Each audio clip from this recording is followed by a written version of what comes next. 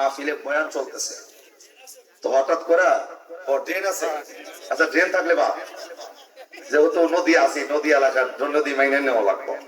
তবে মাহফিলে ফাঁকা জায়গা থাকলে, যেমন এক মাহফিলে বয়ান চলতেছে, মাঝখানে মানে পিছন দিকে ধোয়া উঠতেছে উপর দিকে, হুজুরের মনে করছে যে নারার ভিতরে হয়তো কেউ আগুন জ্বালায়, আগুনটা পাইতেছে শীতে, ধমক দিছে যখন সবাই ওইদিকে তাকায় দেখে যে আসলে নারায় আগুন লাগানো, একজনে বিড়ি ধরে মাথা নিচ দিকে দিয়ে বিড়ি খেতেছে। এবার বলেন মাথা যতই নিচ দিকে দিক, বিড়ির ধোয়া কি নিচে যাইব না উপরে? তো ধোয়া উপরে উঠছে, সবাই দেখছে, হুজুর ধমক দেয়, এটা কি বিড়ি খাওয়ার জায়গা নেই মিয়া, বিড়ি খাও। উনি বলতেছে হুজুর যেই বয়ান করতেছেন বয়ানের নেশাও লাগছে, এদিকে বিড়ির নেশাও লাগছে, এটা কোনটা ধরি আর কোনটা ছাড়ি, আর লেগে এক লগে দুইটা চলতেছে, যা আছে কপালে দেওয়া যাবো সকালে। চিন্তা হইলো এটা, মানে মাহফিলে বয়ান শুনতেছে ঠিকই, কিন্তু শয়তান ওয়াসওয়াসাতে ডাকতে বলতেছে এটা কোন বয়ানের বয়ান হনো, এটা হইনা লাভ নাই, আপাতত বাইরে যা তিনটা বিড়ি খাও। যাদের বিড়ি খাওয়ার অভ্যাস তারা খাইবো বিড়ি, আর যাদের পানে টানে তাদের শয়তান ওয়াসওয়াসা দিয়ে কব পান খাও তিনটা। এর লিগা মাহফিলে একেবারে মনোযোগটা লাগায় আলোচনা শুনলে রহমত নাজিল করবে কে? জোরে বলে আল্লাহ রহমত নাজিল করবে। আসেন আমার মূল আলোচনা, মূল বয়ান সূরাতুল বাকারা এক পারা 2 নম্বর পৃষ্ঠা 2 নম্বর লাইনে 6 নম্বর আয়াত, 4 নম্বর লাইনে 7 নম্বর আয়াত। তবে আরেকটা কথা হলো এই যে দুইটা আয়াত আল্লাহ রাব্বুল আলামিন নাজিল করছেন, এই আয়াত নাজিল হওয়ার পিছনে আরেকটা কারণ আছে। আমি ধলেশ্বরী এখানে বয়ান করছি এবং আমার আগেও অতীতে অনেক উলামায়ে কেরাম বয়ান করছেন।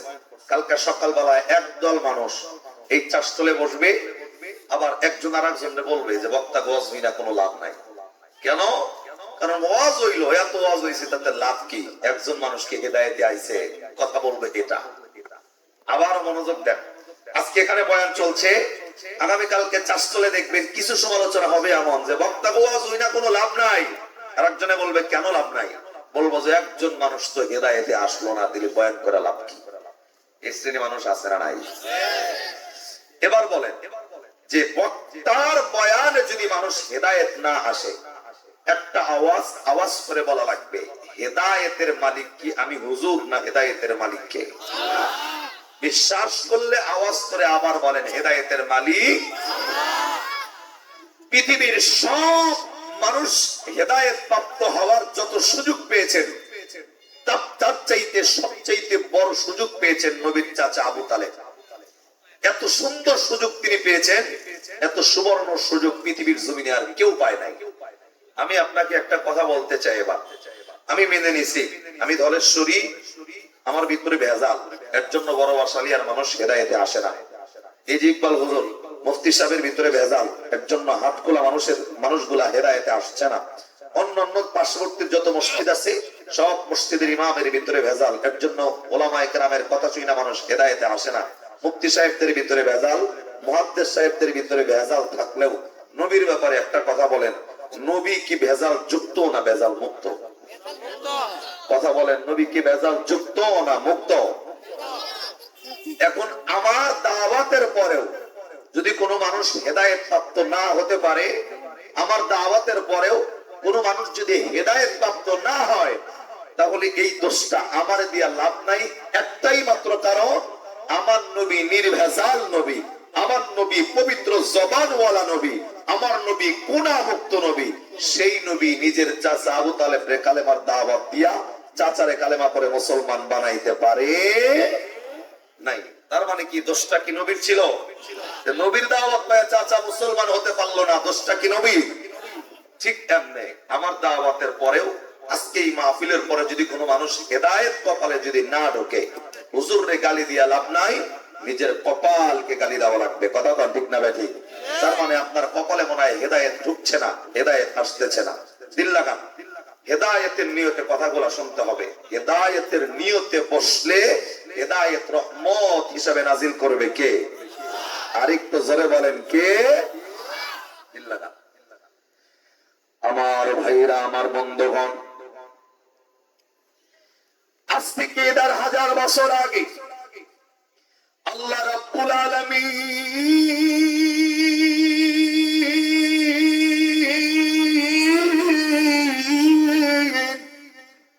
এই পবিত্র কোরআনে সূরাতুল বাকারা কোরআন শরীফের 2 নাম্বার সূরা 1 নাম্বার পারার 2 নাম্বার পৃষ্ঠার 2 নাম্বার লাইনের 6 নাম্বার আয়াতের ভিতরে আল্লাহ রাব্বুল আলামিন 4 নাম্বার লাইনের 7 নাম্বার আয়াতের ভিতরে শুধু বড় বাসালিয়ার মানুষদের কেন আল্লাহ হেদায়েত কোন বান্দাগুলা পাবে, আজকের এই মাহফিলে কোন মানুষগুলা হেদায়েত প্রাপ্ত হবে, কোন মানুষগুলা মাহফিলে বয়ান শোনার পরেও কপালের ভিতরে হেদায়েত ঢুকবে না, এদের ব্যাপারে আল্লাহ 2টা আয়াত দ্বারা 1000 বছর আগে নাজিল কইরা এ বন্ধু তামাম বিশ্বের সকল মানুষদেরকে আল্লাহ জানিয়ে দিয়েছেন। আল্লাহ রাব্বুল আলামিন ডাক দিয়া বললেন, الذين كفروا سواء عليهم أنذرتهم أم لم تنذرهم فهم لا يؤمنون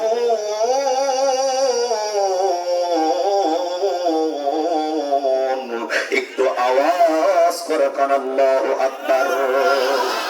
আল্লাহ রাব্বুল আলামিন ডাক দিয়া বললেন, নবীজি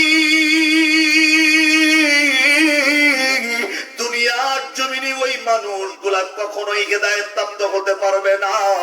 আল্লাহ ডাক দেয়, ইন্নাল্লাযীনা কাফারু সাওয়াউন আলাইহিম ওয়া আনযারতাহুম আম লাম তুনযিরহুম লা ইউমিনুন। আল্লাহ রাব্বুল আলামিন নবীরে ডাক দেয়, নবী গো,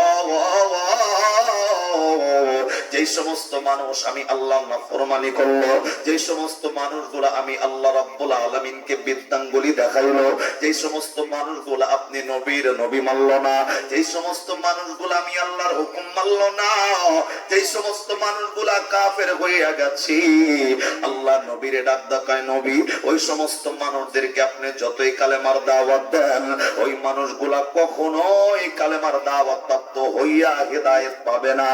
এ বন্ধু শুধু তাই নয়, আল্লাহ রাব্বুল আলামিন পবিত্র কোরআনে সূরাতুল বাকারা 1 নাম্বার পারার 2 নাম্বার পৃষ্ঠার 4 নাম্বার লাইনের 7 নাম্বার আয়াতে আল্লাহ নবীর আরো ডাক দিয়া বলছেন, খতামাল্লাহু আলা কুলুবিহিম ওয়া আলা সামঈহিম ওয়া আলা আবসারিহিম গিশাওয়াতু ওয়া লাহুম আযাবুন আযীম।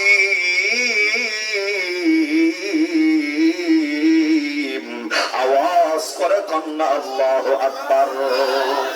আল্লাহ রাব্বুল আলামিন ডাক দিয়া বললেন, নবীজি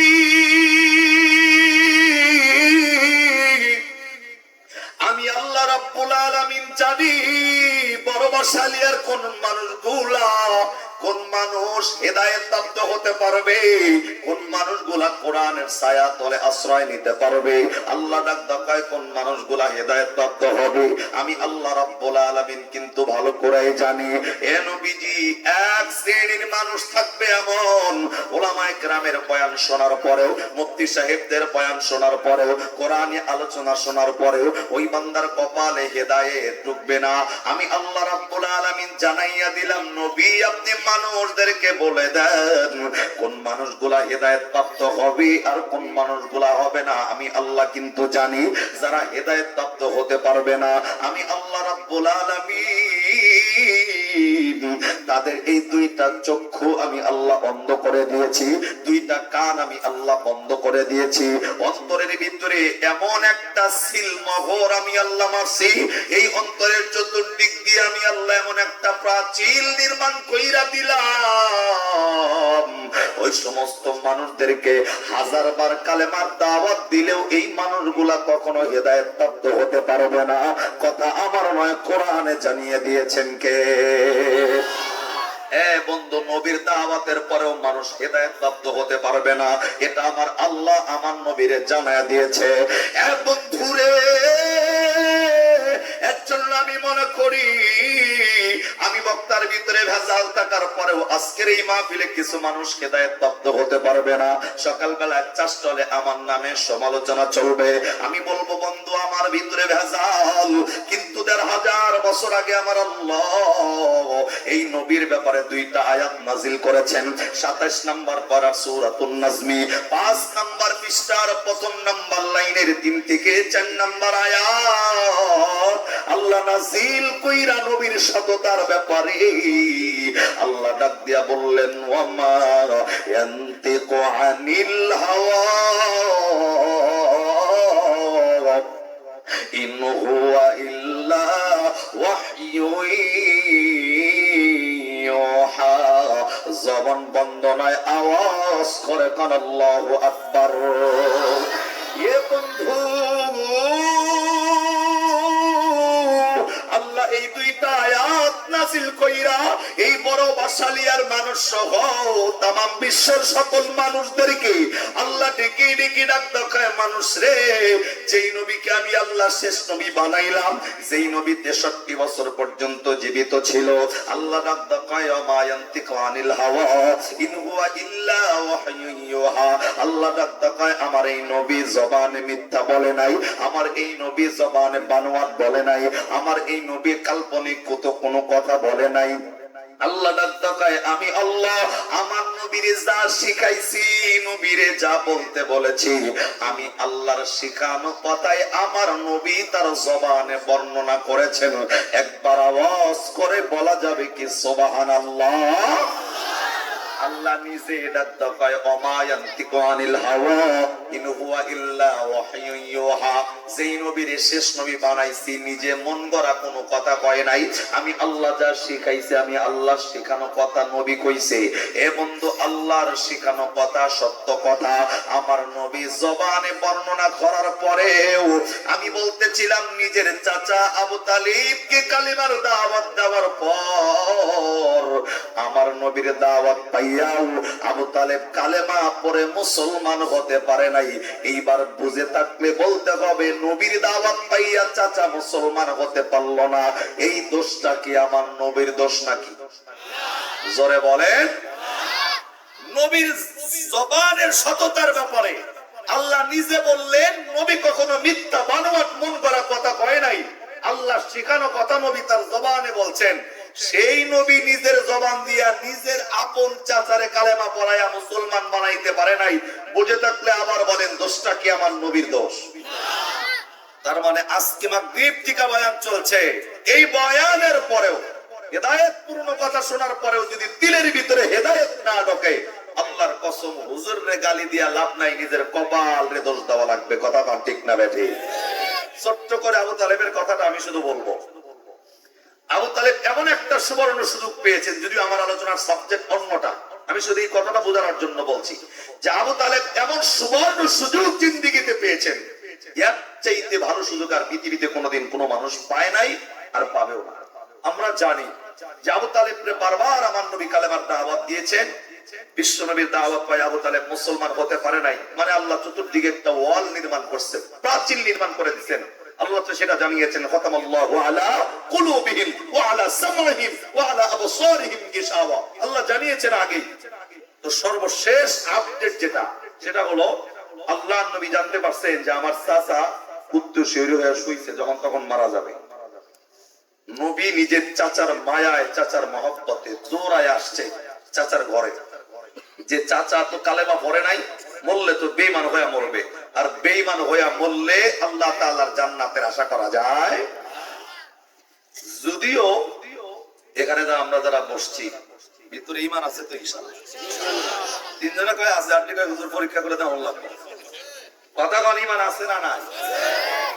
ঈমান যদি থাকে, আল্লাহর কসম করে বলছি, কোনো না কোনো দিন আল্লাহ তাআলা আপনাকে জান্নাতের মেহমান বানাবে। আর ঈমান যদি না থাকে, যত বড় টাকাওয়ালা, যত বড় ক্ষমতাওয়ালা, যত বড় চেয়ারওয়ালা, যত বড় পাওয়ারওয়ালা, টাইম নাই, ভ্যালুলেস আল্লাহর কাছে। কথা কোন ঠিক না বেঠিক? ঈমান যদি থাকে, জাহান্নামের আগুনে জ্বালাইলেও মাফ করে দিব কেডা? আমি উদাহরণটা এমন ভাবে দেই, সেটা হলো দেখেন, ঈমান থাকার কারণে বান্দা যে জান্নাতে যাবে, যেমন আমাদের এলাকায় শুধু মুসলমান নয়, অন্যান্য জাতি আছে না নাই? আল্লাহর কসম করে বলছি ভাই, কসমে কোরআন হাতে নিয়া, তারা যদি ওই অবস্থায় মৃত্যু হয়, কোনদিন কপালে জান্নাতের আশা করা যায় না। কিন্তু আপনি আমি মুসলমান, আল্লাহকে স্বীকার করেছি, কালেমা স্বীকার করেছি, মালিককে বিশ্বাস করেছি, জান্নাত জাহান্নাম বিশ্বাস করেছি, কবর বিশ্বাস করেছি। মৃত্যু যদি হয় গুনাহের কারণে আল্লাহ জাহান্নামের আগুনে জ্বালাইলেও পুরায়া পুরায়া কোনো না কোনো দিন মাফ করে আল্লাহ আপনাকে আমাকে জান্নাতের মেহমান বানানোর সুযোগ আছে। তাতে আপনারা খুশি না বেজা? জাহান্নামের আগুনে জ্বালাইলেও ওইখান থেকে উঠায়া জান্নাতে দিব কে? আমি মনে করি কি জানেন, বড় বাসালিয়ার মানুষদের যদি আল্লাহ জাহান্নামে দেয়, আমারে এই হুজুর যারা আছে এখানে সবাই না এগো কথা কইলে আবার কইবো যে আমারে কইলেন কা, আমি আমার নিজের কই। আল্লাহ যদি আমারে জাহান্নামে দেয় এবং আপনাকে কথা কই, যেহেতু আপনারা নিচে হইছেন, আপনাকে কথা কই এবং আমার কথা যদি আপনাকে আমারে আল্লাহ জাহান্নামে দেয়, বিশ্বাস করে মনে করতে হবে আল্লাহর পক্ষ থেকে একটা নিয়ামত আপনার আমার জন্য। একবার সুবহানাল্লাহ বলেন। এখন বলতে পারেন হুজুর জাহান্নামে যাওয়া আবার নিয়ামত হয়? জাহান্নামে কি শান্তি না শাস্তি? যারা কথা কন না মানে শ্বশুর বাড়ি বাবার চিন্তা করতেছে। জাহান্নাম জাহান্নাম কি জাহান্নাম কল্পনাও করলে মনে শরীরটা জারায় যায়। কি আল্লাহ রাখছেন আপনার আমার জন্য। তবে জাহান্নামে গেলেও আপনার আমার জন্য নিয়ামত। কেন? এটার বিস্তারিত আলোচনায় আমি যাব না, শুধু এতটুকু বলি, জাহান্নামে যাওয়াটাও বড় বাসারিয়ার জন্য নিয়ামত। কারণ একটাই, দেখেন আপনি আমি একটা পোশাক পরছি, সকলের শরীরে পোশাক আছে। এই পোশাক যারা পরছেন সর্বোচ্চ 2 দিন 3 দিন 4 দিনের বেশি একটা পোশাক পরা যায়? যারা কথা কয় না এর 1 সপ্তাহ ধরে গোসল দেয় না। 4 দিনের বেশি পোশাক পরন যাবো নি? মনে করেন সর্বোচ্চ 3 দিন আপনি একটা পোশাক পরছেন, তারপরে শরীরের কাপড়ের ভিতরে ময়লা লাগে। আর যখন ময়লা লাগে তখন বাড়িতে যারা আছে তাদেরকে কিন্তু বলেন যে কাপড়টা ধুয়ে দাও। স্ত্রী বলেন, মেয়ে বলেন, আর যারাই বলেন, বেটার বউ বলেন, ওয়াশিং মেশিন থাকলেও তো কথাই নাই, বর্তমান ডিজিটাল জামানা আসছে, তো কাপড় কিন্তু ধোয়া লাগে। এখন বিবিরে যদি দেন, কি হইছে ভাই? সমস্যা নাই তো? আচ্ছা, মনে করেন বিবিরে কাপড়টা ধুইতে দিবেন, আপনার গায়ে যে জামাটা আপনি উঠাইছেন সেই জামাটাই ধুইতে দিলেন, এই বিবি প্রথমেই কিন্তু নিয়ে গরম পানিতে চুবাইব। কথা কোন ঠিক না? গরম পানিতে চুবাইব। 1 নাম্বার কাপড়ের কষ্ট দেওয়া শুরু করছে। 2 নাম্বার এই কাপড়টা আবার দেখবেন ফ্লোরে আশ্রাইতেছে, 2 নাম্বার কষ্ট। 3 নাম্বার এই কাপড়টা চিপরাইতেছে, চিপরাইয়া আবার দেখবেন 4 নাম্বারে রোদ্রের আগুনে শুকাইতেছে, যে রোদ্রে মানুষ দ্বারা থাকবার পারে না। 5 নাম্বার এই কাপড়টা আরো সুন্দর করার জন্য বাজারে আইনা ইস্তারির দোকানে দিয়া ইস্তারি দিয়া হিট দিয়া কাপড়টা আবার আগের মতো সুন্দর করে তারপরে পরিধান করে। কথা কোন ঠিক না? ময়লা লাগার কারণে আপনি কষ্ট দিচ্ছেন 5টা, জোরে বলেন কয়বার? তারপরে আপনার কাপড় আপনি আপনার শরীরে তুলছেন।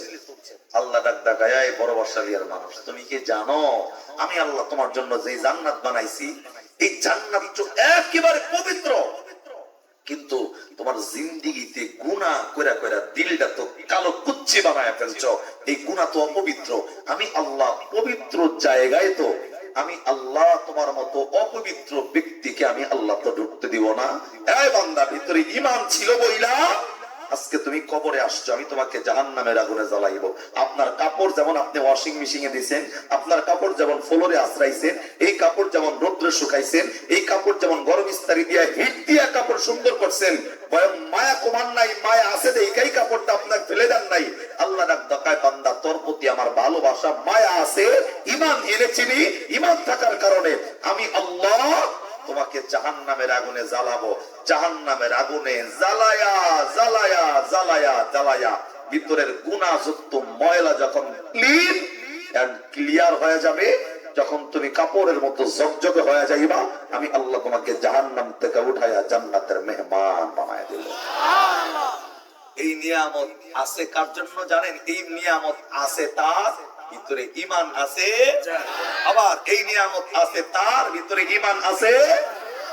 কিন্তু কোন বান্দা যদি বেঈমান হয়ে মরে, তার জন্য কি নিয়ামত আছে? বেঈমানের জন্য অনন্তকাল পর্যন্ত জাহান্নামের আগুন। এই শুকরিয়া আদায় করেন একবার আলহামদুলিল্লাহ বল। আল্লাহ যদি চাইতো একটা হিন্দুর ঘরে জন্ম দিতে পারতো না? পারতো না? হ্যাঁ, কথা জোরে কর। আল্লাহ চাইলে বৌদ্ধের ঘরে জন্ম দিতে পারতো না? পারতো না? খ্রিস্টানের ঘরে জন্ম দিতে পারতো না? পারতো না? আল্লাহ দেয় নাই, মুসলমানের ঘরে জন্ম দিয়েছেন। বাপ মা নামাজ পড়তে গেছে মসজিদে, সেটা দেখে দেখে মসজিদ মুখী হয়েছি। যদি মা বাবা পূজা করতো, আপনি আমি বাধ্য পূজার ঘরে যাওয়ার জন্য। কথা কন না? একবার চিন্তা করে দেখেন আল্লাহ কতটা ভালোবাসছে আপনারে। আলহামদুলিল্লাহ আমার কোন? তার মানে ভিতরে ঈমান থাকলে জাহান্নামের আগুনে জ্বালাইলেও জান্নাতের মেহমান বানাবো কেডা? আল্লাহ। এখন আজকে থেকে অনেক মানুষ এই মাসআলা শোনার পর চিন্তা করতেছে তাহলে নামাজ দিয়ে কি হইতো, জলম 2-4 দিন ইমান তো আছে, 2-4 দিন জাহান্নামের আগুনে জ্বললে আর কি হয়। যেমন আমি একটা উদাহরণ দিই, মাঝে মধ্যে এক বয়ানে যাওয়ার আগে এক লোক আমার এটা প্রশ্ন করছে, হুজুর নামাজ কালাম জিন্দেগিতে পড়ি নাই, আল্লাহ আমারে দিব কই কোন দেখি। আমি বললাম যে ভাই তোমার প্রশ্নের উত্তর আমি কি দিব, আমি খুঁজে পাইতাছি না। নামাজ কালাম জীবনে পড়ে নাই, আরে কই দিব আল্লাহ আমারে জিগাইতাছে। যদিও কোনো মানুষের সরাসরি জান্নাত জাহান্নামের জান্নাতের জন্য দোয়া করা, জাহান্নামের কথা না বলা। তুমি বলতেছে, আমি বলছি ভাই প্রশ্ন আমারে জিগায় না। নুরানি মাদ্রাসায় যারা ক্লাস 1, 2, 3 তে পড়ে ওগো জিগাইলে একটা হাদিস আপনারে শোনায় দিব। সুন্দর একটা নবীর হাদিস আছে, যে হাদিসটার বাংলা অর্থ আপনারা জানেন। হাদিসটা হইল মিফতাহুল জান্নাতিস সালাহ, নামাজ হইল বেহেশতের চাবি। আমি বলছি যে ভাই এটা তো মাদ্রাসার বলা মানেও জানে নামাজ বেহেশতের চাবি, তো আপনার জীবনে নামাজ নাই তো চাবি নাই নিয়ে জান্নাতে ঢোকেন কেমনে আপনি? হুজুর আপনি কোন বলা মানের কথা কোন কি লিখে আপনি কোন? ওরে বলছে আমি কোর আগে আপনি আরো কোন, যে মুফতি সাহেব হুজুরে জিগাইছেন কি? আমি কিন্তু আপনার যা উদাহরণ দিলাম, কয় হুজুর সব মুফতি দেখা শেষ, তো সব মুফতির উত্তর কি? কয় সব হুজুর উত্তর দিয়েছে একটাই, উত্তর কোনটা? নামাজ যেহেতু বড় নাই মানে চাবি নাই, আর চাবি না থাকলে জান্নাতে ঢোকার কোনো সুযোগ নাই। ওরে আমি বলছি আমার জিগে এলাম নাই, সব হুজুর যেই দলে আমি এই দলে, দেশের অবস্থা এমনি ভালো না, আলাদা দল নেবার কোনো সুযোগ নাই, সব হুজুরের দলে আমি। পরে উনি কিন্তু বুঝে গেছে যে হুজুররা যেহেতু কইছে চাবি নাই মানে জান্নাত নাই, তাহলে আমার কথা উত্তর ওইটাই। লোকটা মাথা নিচ দিকে দিয়ে চুপ করে বসেছে। আমি বলছি ভাই মন খারাপ হয়ে গেল জাহান্নামের কথা শুনলেন? মন খারাপ না হয় তো উপায় নাই, যদি আল্লাহ দিয়া দেয় তাহলে গতি কি? পরে বলছি ভাই নামাজ যে পড়েন নাই, আল্লাহ যদি দিয়া দেয় আমাকে চিন্তা করলে চলবো, তো দিয়া দিলে জাহান্নামের আগুন সহ্য করতে পারবেন, নামাজ যে বললেন না। পরে ডাক দেখা হুজুর দিয়া দিলে তোর কিছু করার নাই, দিয়া যদি দিয়া দেয় এখন কষ্ট কষ্ট করে থাকুন লাগবো, আর কি করবো? নাউজুবিল্লাহ জোরে কম। ওনার ভিতরের চিন্তা হলো এইটা, নামাজ কালাম যেহেতু পড়ি নাই, দিয়া দিলে কষ্ট কষ্ট করে থাকুন লাগবো। এখন এই চিন্তা নিয়ে লোকটা তার জীবন যাপন করতেছে। এখন আপনাকে আমি জিগাইতেছি এটা, যে ইমান থাকলে জাহান্নামের আগুনে জ্বালায় কোনো না কোনোদিন মাফ করে আল্লাহ জান্নাত দিবে। এখন এর জন্য আজকে থেকে নামাজ রোজা হজ যাকাত সব বাদ, খালি ইমান নিয়া যে আল্লাহর তো বিশ্বাস করছি, মৃত্যু বিশ্বাস করছি, জান্নাত জাহান্নাম বিশ্বাস করছি, ইমান তো আছে। আরে জ্বললে 2-4 দিন জ্বলবো, জান্নাত দিবই আল্লাহ, এই নিয়ত করুন যাইব। যারা কথা কন না মানে 6 মাস জ্বলার লেগে ঘুরতেছে, আল্লাহ তাআলা প্রত্যেকটা ইবাদতের সাথে পূর্ণ ইমানদার হিসাবে কবুল করেন। জবান বন্ধ করে চিল্লায় করা আমিন। নবী এটা জানে যে আমার চাচা যদি বেঈমান হয়ে মারা যায়, আমি নবীর চাচা হইলে কি হইব, জাহান্নামের আগুনে তার জ্বলতে হবে। নবী দৌড়ায় আসছে চাচার কাছে। আয়েশা ডাক দা কয়, বুখারীতে হাদিস আসছে, চাচা আয়েশা, নবী আয়েশা ডাক দা বলতেছেন, ইয়া আম্মি আবি তালিব কুল লা ইলাহা ইল্লাল্লাহ আজল্লাকা ইনদাল্লাহ ইয়াউমাল কিয়ামা, রাওয়াহুল বুখারী। নবী আয়েশা ডাক দা কয়, চাচা বহুতবার কালেমার দাওয়াত দিছি, কোনদিন কালেমা পড়ে মুসলমান হন নাই। চাচা আজকে তো আপনার ডেকের উপরে আপনি আছেন, যখন তখন আপনার মৃত্যু হয়ে যাবে। চাচা আপনি যদি আমি আমার কানটা আপনার মুখের কাছে দেই, নবী বলতেছেন আমার কান আমি আপনার মুখের কাছে দেই, আপনি শুধু ফিস ফিস করে জবানে জোরে কম লাগবো না, কেউ শুনুক আর না শুনুক, আপনি শুধু একবার আমার কানে কানে কন লা ইলাহা ইল্লাল্লাহ। এই যাচ্ছে এতটুকুই, মুহাম্মদ রাসূলুল্লাহ কোন লাগবে না, আমি নবীরে নবী না মানলেন, শুধু মানেন লা ইলাহা ইল্লাল্লাহ, আল্লাহ ছাড়া কোনো মাবুদ নাই, আল্লাহ ছাড়া কোনো ইলাহ নাই, আল্লাহ এক অদ্বিতীয়, আল্লাহর কোনো শরীক নাই। এতটুক বলে আপনি আমার কানে কানে বইলা মৃত্যুবরণ করেন। চাচা আমি নবী ওয়াদা দিলাম, আল্লাহকে মাইনাও যদি আজকে শেষ নিঃশ্বাসের সময় আপনি এতটুক সাক্ষী দিয়ে মৃত্যুবরণ করতে পারেন, আমি নবী ওয়াদা দিলাম কিয়ামতের ময়দানে আপনি চাচাকে ছাড়া আমি নবী জান্নাতে ঢুকবো না। সুবহানাল্লাহ। যারা কন্যাই সবে রাতের পরে কবেন মনে এক লাগে জোরে মারণ লাগবো। বলেন মৃত্যুর সময় নিঃশ্বাস বের হবে, নবী বলছেন শুধু একবার পড়ো লা ইলাহা, আর কিচ্ছু কোন লাগবে না, এতটুকু কইরা মৃত্যুবরণ করলে আপনি চাচারে ছাড়া জান্নাতে যাব না। অথচ তার জন্য এই আয়াত কাতামাল্লাহু আলা কুলুবিহিম ওয়া আলা সামঈহিম ওয়া আলা আবসারিহিম গিশাওয়া, আল্লাহ জানাইছে যে ব্যাপারটার অন্তরের মধ্যে আল্লাহ মোহর মারছে, কান বন্ধ চোখ অন্ধ। নবী দাওয়াত দেওয়ার পরেও তাকায় রইছে আবু জেহেলের দিকে, তাকায় রইছে উতবা সাইবার দিকে। আস্তে করে আবু জেহেল ডাক দেখায়, আয় আবু তালেব কালেমা পড়বা, ভাতিজার কাছে মুসলমান হইবা।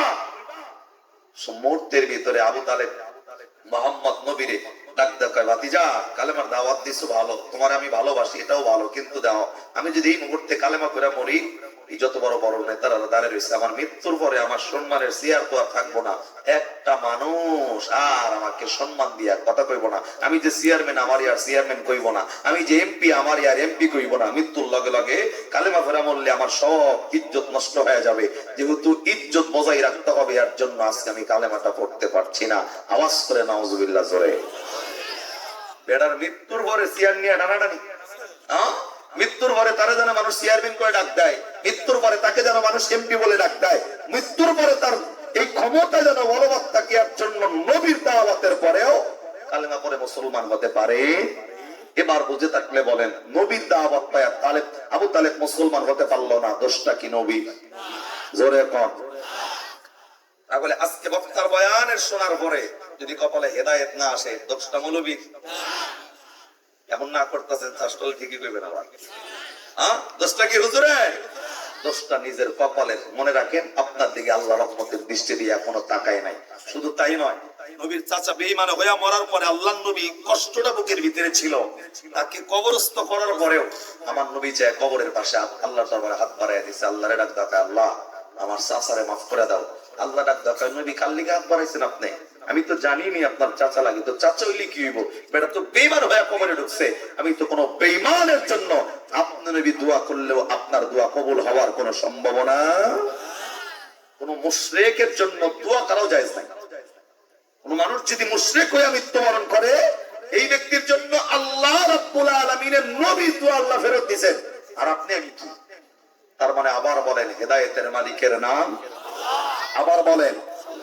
আজকের বয়ানে বসছি মানে হেদায়েতের নিয়ত বয়ান শুনবো ইনশাআল্লাহ। এই বয়ানে যেন আল্লাহ তাআলা কপালে হেদায়েত নসিব করে, চিল্লা এখন আমিন। আলোচ্য বিষয়ের আলোচনা যেটা আমার, আবু তালেব কালেমা পড়তে পারে নাই, আল্লাহ কোরআনের আয়াত নাজিল করছে। আবু লাহাব কালেমা পড়তে পারে নাই, আল্লাহ কোরআনের আয়াত নাজিল করছে। আবু জেহেলের নাম শুনছি তো আমরা, এক কথা কোন, আবু জেহেলের নাম শুনছি? বাড়ি পুংলি ব্রিজের আশেপাশে হইব? নবীর সবচাইতে বড় দুশমন। কিতাবওয়ালা লেখেন, আবু তালেব মুসলমান না হলেও আপনার জন্য যে একটা সুবর্ণ সুযোগ রয়ে গেছে, এটার বাস্তব একটা প্রমাণ। আবু তালেব কালেমা পড়তে পারে নাই, আবু লাহাব কালেমা পড়তে পারে নাই, আবু জেহেল কালেমা পড়তে পারে নাই, কিন্তু আবু জেহেল যেমন কাফের, আবু জেহেলের সন্তানও ছিল কাফের। আল্লাহ তাআলা আবু জেহেলের সন্তানের উপর কালেমার হেদায়েত তার কপালে ঢুকায়া নবীর সাহাবী বানায় আল্লাহ তাআলা মৃত্যু দিয়েছেন। সুবহানাল্লাহর আওয়াজ হইল না? জোরে কোন। আপনি আশা ছেড়ে দিয়েন না। কেন? আপনি আমি মুসলমান, আল্লাহ তাআলা বানাইছেন আপনাকে, এমনি রহমতের দৃষ্টি দিয়ে আল্লাহ তাকান। কিন্তু আবু জেহেল মুসলমান না, বেঈমান। আবু তালেব মুসলমান হয়ে মরে নাই, আবু তালেব মুসলমান হয়ে মরে নাই, কিন্তু আবু জেহেলের সন্তানের উপর হেদায়েতের দৃষ্টি দিয়ে তাকাইছে কে? তার মানে মালিকের কাছে হেদায়েত চাইলে হেদায়েত দিবেন কে? আর একটু জোরে বলেন। এবার আসেন মূল আলোচনা। আমার ভাইরা, আমার বন্ধুগণ, আল্লাহ রাব্বুল আলামিনের নবী, আখির জামানার পয়গম্বর, এ বন্ধু মানুষদেরকে হেদায়েতের দাওয়াত দিয়েছেন।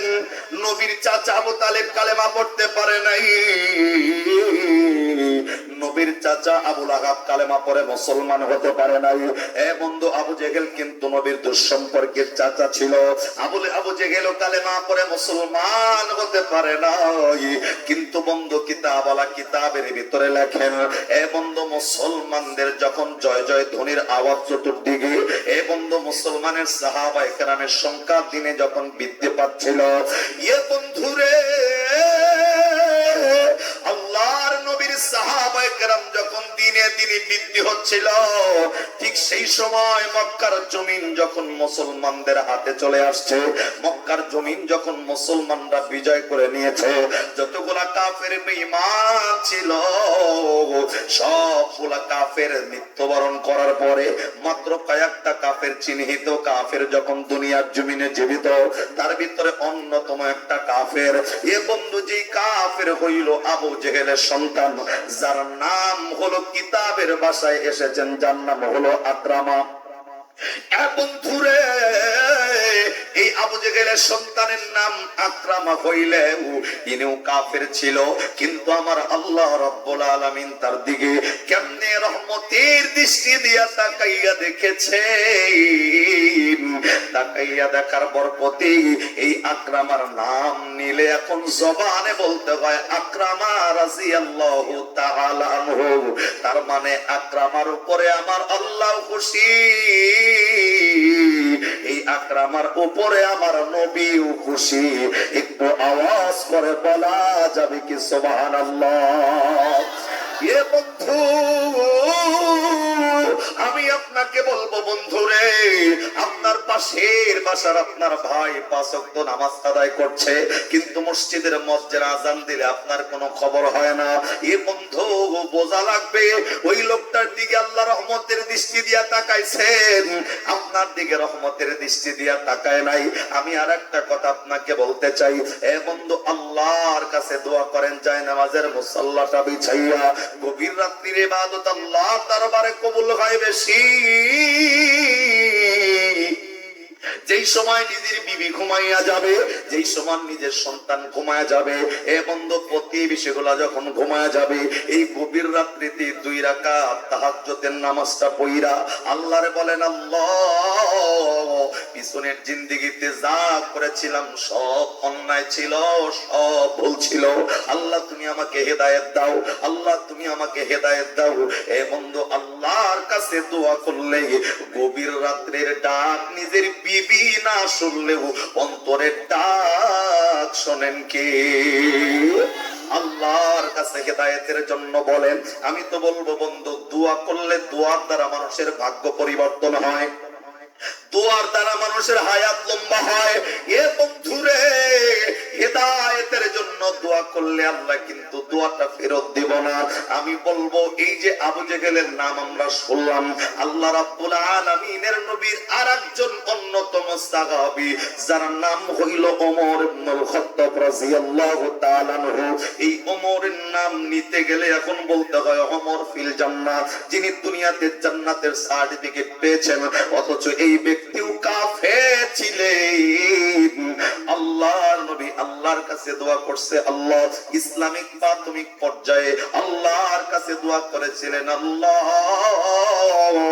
ইসলামটাকে শক্তিশালী বানানোর জন্য আবু জেহেল কিংবা ওমর, এই 2 জনের একজনকে অন্তরের ভিতরে হেদায়েতটা ঢুকাইয়া আল্লাহ মুসলমান বানাইয়া ইসলামটা শক্তিশালী করো।